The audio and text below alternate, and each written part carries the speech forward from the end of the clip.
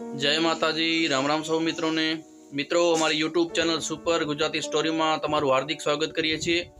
મિત્રો, આજના વિડીયોમાં આપણે વાત કરીશું જે હાલમાં ચાલી રહેલા સોનમ વાંગચુકના આંદોલન પર। મિત્રો, આજે એમના 20 દિવસના આંદોલન પૂરા થયા છે। તેમની આજે તબિયત ખરાબ થતા તેમને હોસ્પિટલમાં ખસેડવામાં આવ્યા છે। તેમનો એક લાસ્ટ વિડીયો છે તે બહુ વાયરલ થઈ રહ્યો છે, તે આજે સાંભળીએ। તેના પહેલા થોડીક માહિતી આપણે જાણીને કે તેઓ દેશ માટે શું કહેવા માંગે છે। દિલ્હીના જંતર મંતર ખાતે છેલ્લા 20 દિવસથી ભૂખ હડતાલ પર બેઠેલા જાણીતા સામાજિક કાર્યકર્તા સોનમ વાંગચુક હવે પોતાના ઉપવાસ ખતમ કરવા માટે તૈયાર થયા છે, પરંતુ આ માટે તેમણે દેશની જનતા સામે એક મોટી શરત મૂકી છે। નીટ પેપર લીક કૌભાંડના વિરોધમાં અને દેશના શિક્ષણ મંત્રી ધર્મેન્દ્ર પ્રધાનના રાજીનામાની માંગ સાથે કોકરોચ જનતા પાર્ટી એટલે કે સીજેપીના મંચ પરથી આંદોલન ચલાવી રહેલા વાંગચુકે સંકેત આપ્યો છે કે જો 20 જુલાઈના રોજ યોજાનારો સંસદ માર્ચ સફળ રહેશે તો તેઓ પોતાનો ઉપવાસનો અંત લાવશે। મિત્રો, 19 દિવસના ઉપવાસમાં તેમનું 9 કિલો વજન ઘટ્યું છે, છતાં મનોબળે તેમનું મક્કમ છે। 9 કિલો જેટલું વજન ઘટી ગયું છે અને તેમનું શરીર પણ ખૂબ નબળું પડ્યું છે। એક વિડીયો સંદેશ જાહેર કરીને તેમણે જણાવ્યું છે કે હજારો લોકો મને મેસેજ કરીને ઉપવાસ તોડવાની અપીલ કરી રહ્યા છે। મેડિકલ તપાસ મુજબ મારા શરીરમાં નબળાઈ ચોક્કસ છે, પરંતુ તેઓએ એવું કહ્યું કે એટલી ખતરનાક સ્થિતિ નથી કે 3-4 દિવસમાં જીવ જતો રહે। લોકોને મારા જીવની ચિંતા છે, પણ પેપર લીકના કારણે જીવ આપનારાઓ 20 વિદ્યાર્થીઓનું શું? મારું સ્વાસ્થ્ય દેશના ભવિષ્ય કરતાં મોટું નથી। तो मित्रों, सांभळिए आ वीडियो। जी हाँ, मैं अभी भी ज़िंदा हूँ। 20% लगभग मेरे शरीर का चला गया है। फैट्स के बाद मसल्स गए हैं और उसके बाद ऑर्गन्स जाएंगे, आखिर में दिमाग यानी कि ब्रेन। अभी वो नौबत नहीं आई है। आज 20वां दिन ख़त्म हो रहा है। चलिए मैं साबित करता हूँ कि मेरा दिमाग अभी भी ठीक है। यहाँ बहुत से लोग हमसे पूछते हैं क्या इस आंदोलन से जवाबदेही आएगी, क्या शिक्षा मंत्री इस्तीफ़ा देंगे आप लोगों के इस आंदोलन से। मैं आप लोगों से पूछता हूँ, भारत की जनता को अपने बच्चों की जान और ज़िंदगी यानी कि शिक्षा ज़्यादा प्यारी है या प्याज? जी हाँ, अनियन।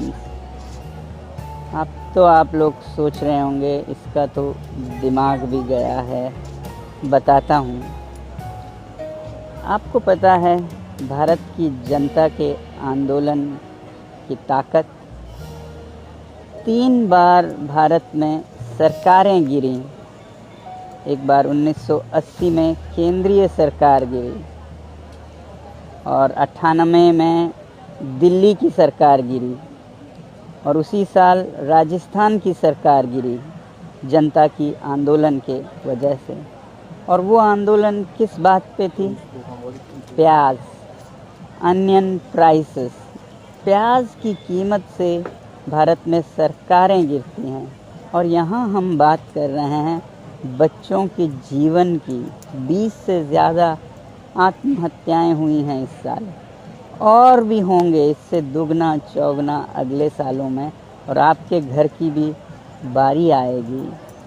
तो क्या इस आंदोलन से एक जवाबदेही तक नहीं लाई जाएगी? क्या एक इस्तीफ़ा नहीं होगी? 20 जुलाई को मेरे साथ संसद की तरफ मार्च कीजिएगा। मित्रों, सांभळजो, पूरी बात सांभळजो। हमारी ताकत आप ही हैं, वरना मैं कौन होता हूँ? मैं क्या होता हूँ? मैं तो एक अकेला भूखा नाचीज़ इंसान हूँ। आप लोग हैं, जिस संख्या में आप जुड़ेंगे वही ताकत है जिसने प्याज के लिए सरकारों को गिराया है। हम तो सिर्फ जवाबदेही की बात कर रहे हैं। मिलते हैं 20 जुलाई को। जय हिंद। લોકોની લાગણીને માન આપીને સોનમ વાંગચુકે વચલો રસ્તો કાઢ્યો છે. તેમણે 20 જુલાઈના સંસદ માર્ચને સફળ બનાવવા માટે જનતાને અપીલ કરી છે કે જોકે તેમણે એ સ્પષ્ટ નથી કર્યું કે આ માર્ચની સફળતાનો માપદંડ શું હશે અને તેઓ કેટલીક ભીડને સફળતા ગણશે.